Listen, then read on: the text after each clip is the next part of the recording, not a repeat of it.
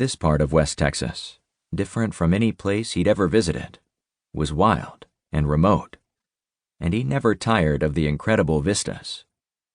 Around him was desert scrub and cactus that eventually gave way to forested mountains formed from volcanoes.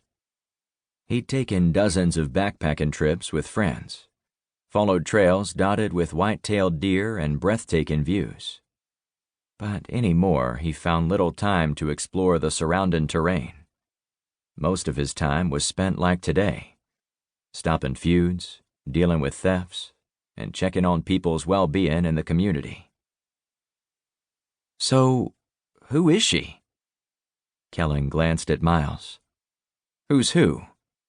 Seriously, Kellen, how long have we known each other? Your mind is 1,000 miles away, and you've got that odd smile on your face. I just figured it has to be a girl." Kellen frowned at the shift in the conversation. There was no girl. Not really. Though if he was honest with himself, there was someone he hadn't been able to put out of his mind. Not that he had any plans to pursue a relationship. Tess McQuaid lived a day's ride away by horseback, and it wasn't like he could just pick up his cell phone and talk with her.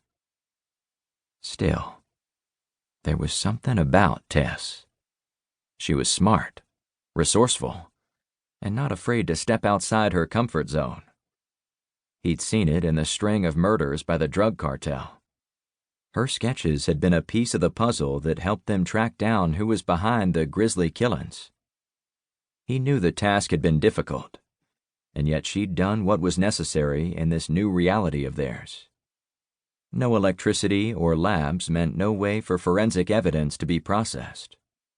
Solar-powered chargers allowed them to have limited access to their phones, which meant they could take crime scene photos. But charging batteries took time, and at some point, they would stop working. Having sketches were essential. From their limited time together, he'd found Tess to be funny, smart, and undeniably beautiful. But this was not the world for a long-distance relationship. On top of that, his job was extremely demanding.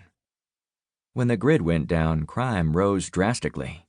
Everything from burglaries to fights to murder. Working under Sheriff Estrada's experience had been a plus. But the reality was being on call 24/7, with very little downtime. He wasn't even sure where a relationship could fit into his life. "Am I right?" Miles pressed. "All I'm thinking about right now is putting an end to this feud, getting home at a decent hour, and getting a good night's sleep." "Nice way to shift the subject, but I'm still convinced you're thinking about someone." Out of all the deputies the sheriff had hired, Miles was the easiest to work with. He didn't complain, didn't annoy him with corny jokes, and for the most part didn't pester him with personal questions. Apparently today was an exception. "And now I'm thinking by your lack of response, there clearly is someone," Miles pressed as they turned onto the feuding neighbor's street. "I might have met someone," Kellen said finally, knowing that the man was going to keep asking until he gave him something. "But she lives in Shadow Ridge. Does she have a name?" Kellen paused again, really not wanting to go there. He knew Miles. He might be easygoing, but when he got his mind set on something, he could be more persistent than a swarm of bees.